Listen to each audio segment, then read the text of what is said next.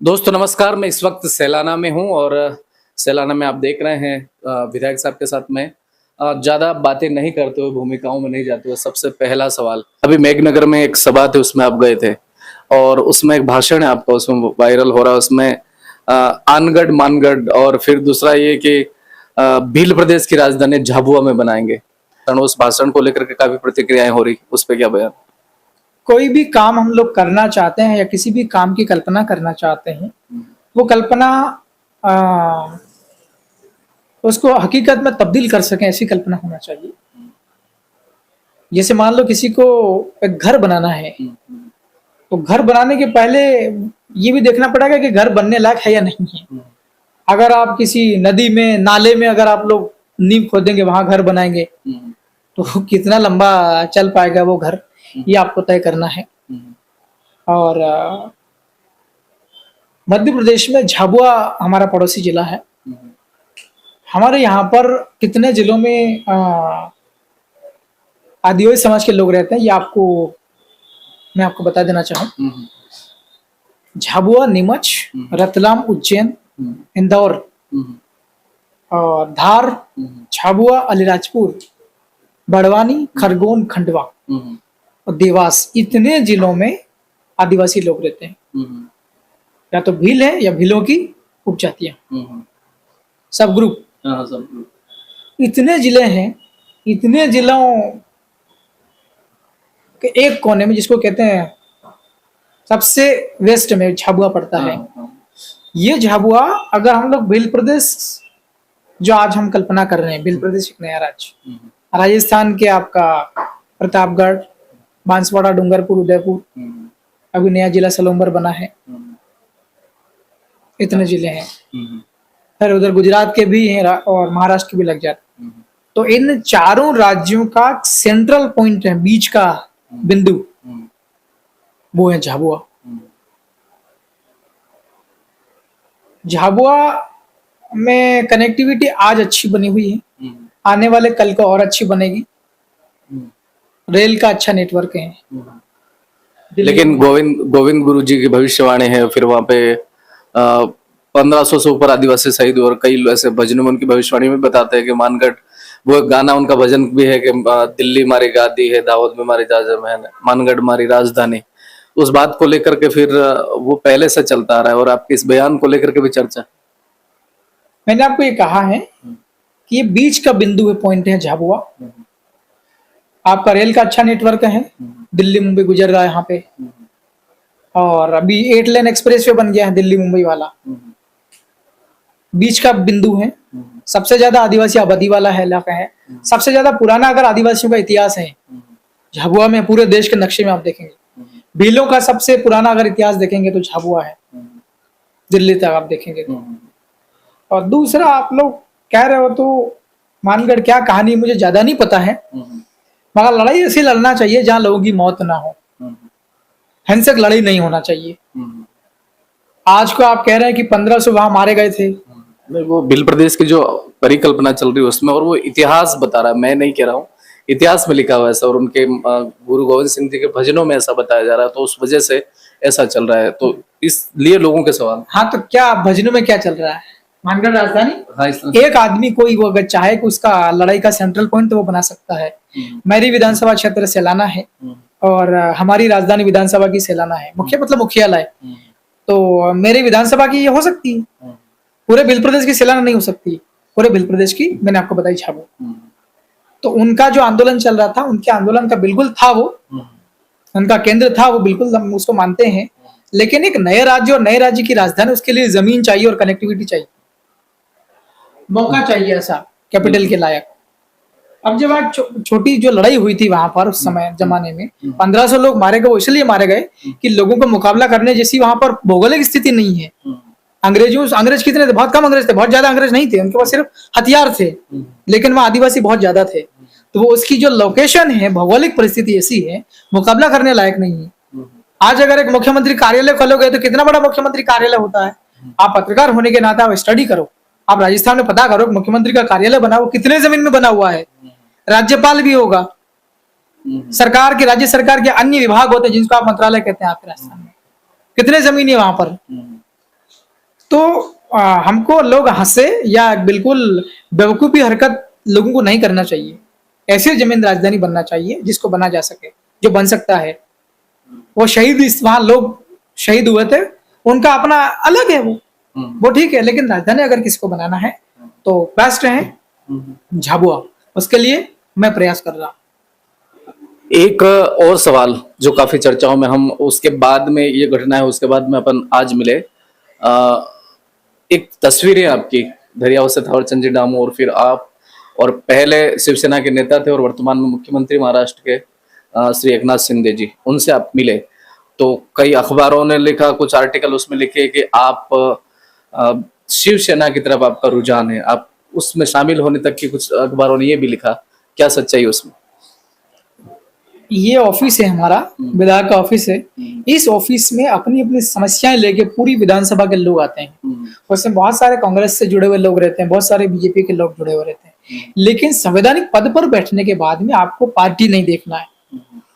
तो कल को मुझे भी अपने इलाके की समस्याओं का समाधान करवाने के लिए, अगर हमारे मध्य प्रदेश में मुख्यमंत्री बीजेपी का सरकार है, तो मुझे मुख्यमंत्री से बात करने में हिचकिचाना नहीं चाहिए। मध्य प्रदेश सरकार में तमाम सारे मंत्री, चाहे वो जनजाति का हो, फॉरेस्ट का हो, पंचायत ग्रामीण विकास विभाग का हो, नगरीय प्रशासन का हो, वित्त मंत्री हो, कोई से भी विभाग का मंत्री हो, अगर मेरा उनसे कुछ काम है और उनके पास में काम करने की पावर है, तो उनके पास जाने में, उनसे बैठने में, उनसे बात करने में हिचकिचाना नहीं चाहिए। मैं सन 2013 में नरेंद्र मोदी, अपने क्या नाम है, अरविंद केजरीवाल मुख्यमंत्री भी नहीं बने थे, एक बार मुख्यमंत्री बन चुके थे, और तब भी मैं उनसे मिला हूँ। महाराष्ट्र के मुख्यमंत्री हैं, वो किसी भी दल के उससे मतलब नहीं है। हम मुंबई में गए थे कुछ काम से, और हम जरूर उनसे मिले हैं। वैसे ही नॉर्मली चर्चा हुई है, बिल प्रदेश के ऊपर हमारी बातचीत हुई। इस सर हम एक नया राज्य बनाना चाहते हैं जिसमें आपके महाराष्ट्र के कुछ जिले भी शामिल हैं, नंदुरबार, धुलिया और जो भी जिले हैं, 5-7 जिले हैं वो। धुले, नंदुरबार होगा। तो क्या उन्होंने क्या आश्वासन, उन्होंने उनकी तरफ से क्या रहा? ठीक है, उनका कहना है कि भाई आप कर रहे हो तो अच्छा है, नया राज्य बनने में थोड़ा समय लगेगा और संघर्ष करना पड़ेगा, आसान नहीं है नया राज्य बनने के लिए। ये बात है। बाकी ये जो खबरें चल रही है उसमें बिल्कुल कोई सच्चाई नहीं। कैसी खबरें? क्या आप उसमें शामिल होने के लिए? शामिल हम नहीं, मैं तो आप पहले से कहता आ रहा हूँ कि हमारे यहाँ पर क्या, हम भी हमारे यहाँ पर एक जैस पहले से चलता आ रहा है। हम भारत आदिवासी पार्टी के सिंबल पर लड़े हैं। अब बहुत सारी चीजें आप सबको पता ही है, लोगों को कैसे क्या व्यवहार है, क्या हरकतें चल रही है। हमारे लोग कहना है अगर भारत आदिवासी पार्टी के साथ अपने को नहीं जम रहा है तो किसी और पार्टी में हमको नहीं जाना, हमको नई पार्टी खड़ी कर लेना, ऐसा हमारे कार्यकर्ता कह रहे। कार्यकर्ता, हाँ, एक और ये वीडियो भी अभी किसी चैनल के आपके इंटरव्यू में आपने कहा कि आप नई पार्टी बनाने का कह रहे हैं, और आप ये कह रहे कार्यकर्ता कह रहे हैं हमारे यहाँ पे अगर कुछ नहीं जमता है तो उसमें क्या सच्चाई, कौन सी पार्टी बना रहे हैं? समय पर देखा जाएगा। ऐसा भारत आजाद हुआ 1947 में, बहुत समय हो गया, 8 दशक हो चुके हैं। मेरे ख्याल से 1600 से ज्यादा पॉलिटिकल रजिस्टर्ड पार्टी है। तो ये भारत में आजादी है। अगर आप पत्रकारिता छोड़कर आप राजनीति करना चाहें और आप एक नया राजनीतिक दल पंजीकृत करवाना चाहें आप, तो आपको कोई रोक नहीं सकता है। अगर कोई रोकता है आपको तो ये अपराध हो जाता है। तो ये आजादी है सबकी, कर सकते हैं। मेरे को सिर्फ चिंता इतनी है कि पूरे मध्य प्रदेश में बहुत आदिवासियों की संख्या है। ये भी जो जिले मैंने आपको गिनवाए हैं, नीमच, मंदसौर, रतलाम, उज्जैन, इंदौर, धार, अलीराजपुर, झाबुआ, बड़वानी, खरगोन, खंडवा, ये सिर्फ भील जनजाति और भील जनजाति की उपजातियां जो है उनका इलाका है।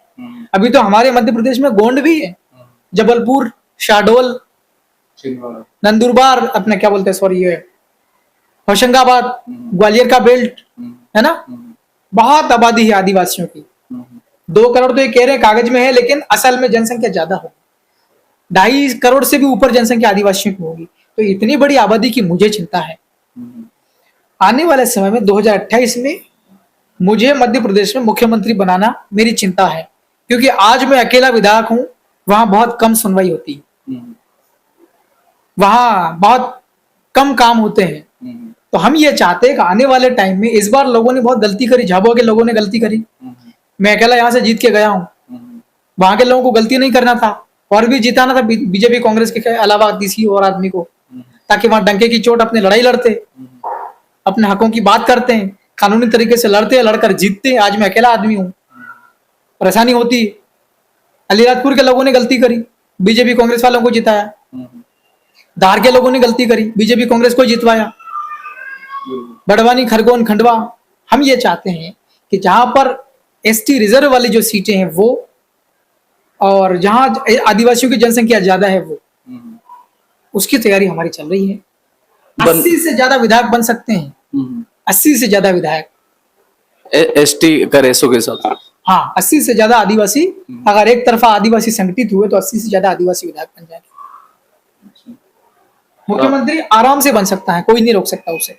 ऐसी परिस्थिति बनने वाली 28 में, 2028 में, तो हम लोग उसकी तैयारी में लगे हुए हैं। तो हमने कह दिया पार्टियों की जो तुमने कार्रवाई करनी थी वो कर दी, ठीक है, करते रहो, कोई दिक्कत नहीं, हमारा कोई हस्तक्षेप नहीं। वो राजस्थान में उनका चलता है, हमें मध्य प्रदेश की चिंता है। हमें यहाँ पर 2.5 करोड़ से ज्यादा आदिवासियों की चिंता है और हमें यहाँ भील प्रदेश बनाना है। और लोगों का कहना, आम जनता का भी कहना है कि उधर नहीं जम रहा है राजस्थान वाला पार्टी, तो अपने एमपी का अपना अलग से कर लेंगे। ऐसा एक राजस्थान का सवाल करते हैं, ऑडियो उदयपुर के सांसद जी का वायरल हो रहा था, उसके बाद में फिर आपके साथी विधायक आप साथ में लड़े और जीते, उसी सेम टाइम में थावरचंद जी डामोर, उनके ऊपर भी कहीं न कहीं वो जो टूर्नामेंट में जा रहा था उनके ऊपर भी किसी प्रकार का, जैसा वो बताते हैं कि हमला हुआ। उस बात को लेकर के फिर उस धरने स्थल पे आपका एक मैसेज भी आपके हैंडल से वायरल हुआ था, मैं पहुंच रहा हूँ। मैंने कहा था उसको समय मिलेगा तो आएंगे ऐसा। और फिर ये मुझे जानकारी मिली कि वहीं के कुछ विधायक सांसद ये चाहते हैं आदिवासी पार्टी की कि मध्य प्रदेश का विधायक नहीं आना चाहिए, क्योंकि शायद उन्होंने मेरे खिलाफ पार्टी से निष्कासित करने की कार्रवाई कर रखी। तो उन्होंने प्रतिबंध लगा दिया था, वहां के थावरचंद विधायक है उनके ऊपर दबाव बनाया था, कमलेश्वर को नहीं बुलाना है, ऐसा वैसा प्रेशर क्रिएट किया था। तो ठीक है, राजस्थान वाले अपने लड़ाई लड़ते हैं, हमारी चिंता मध्य प्रदेश की है, हम अपनी लड़ाई यहाँ लड़ रहे हैं, कोई समस्या नहीं। क्षेत्र के लिए नई क्या सौगात है, जैसे एक पानी का टैंकर वाला एक आपका नवाचार है, और क्या क्या सोच रहे हैं? हम शिक्षा के जगत में कुछ अच्छा करना चाहेंगे, अभी कुछ विशेष करना चाहेंगे हम एजुकेशन में। रोजगार के लिए हम लोग कर रहे हैं, अभी लड़ रहे हैं। बिजली के ऊपर हम कुछ विशेष करना चाह रहे हैं, सिंचाई करने में लोगों को दिक्कत ना हो खेती बाड़ी के लिए। और उजाले जो रोशनी वाली विद्युत होता है, कनेक्शन 2 बत्ती, उसमें कोई दिक्कत ना हो, अलग अलग करने का हमारा चला, सेपरेशन जिसको कहते हैं, विभक्तिकरण, विद्युत पर काम चल रहा है हमारा। लास्ट सवाल ये कि आप गए थे वहाँ मेघनगर, जो आंदोलन होता, बहुत बड़ा आंदोलन, और वहाँ के तमाम अधिकारियों को आपने मौके पर बुला करके उनसे बातचीत से उनके जानकारी लेकर के उनसे जो जो कार्रवाई चाहिए थी वो आपने तुरंत करने की कोशिश की। क्या मामला है और क्या आंदोलन चल रहा है? वहाँ जानकारी हमें लगी थी कि बहुत जमीन वहाँ पे, उन जमीनों को आवंटित कर दिया खदानों के लिए, ग्रेफाइट और क्या चीजें हैं वहाँ, खनिज जमीन के नीचे है, उसको निकालने के लिए, खनन करने के लिए अनुमतियां दी है, आवंटित हो गई है जमीन, ऐसा हमको जानकारी मिली थी। प्रदर्शन था, मैं जिस दिन वहां गया था मेघनगर में, हमने भी उस विरोध में हिस्सा लिया। प्रदर्शन के खिलाफ हम भी थे, प्रदर्शन में हम भी शामिल थे। वो जो विरोध आंदोलन था खिलाफ वाला, खनन वाला, उसके खिलाफ हम भी थे। और हमने कह दिया कि इसके हर हाल में निरस्त कर, कार्रवाई चल रही है निरस्त की। आपका एक और सवाल दिमाग में आया कि ये जो आप नई पार्टी की विचारधारा रख रहे हैं, लोग आपके कार्यकर्ताओं का कह रहे हैं, क्या राजस्थान के भी और कोई लोग हैं आपके साथ? अभी तो मध्य प्रदेश का ही चल रहा है, हमें एमपी की चिंता मध्य प्रदेश की। हम यहाँ पर 2028 में मुख्यमंत्री बनाना चाहते हैं। 2.5 करोड़ से ज्यादा जनसंख्या है आदिवासियों की, उसके लिए हमारी लड़ाई है। अगर कोई और भी जुड़ना चाहे अन्य राज्य का, स्वागत है।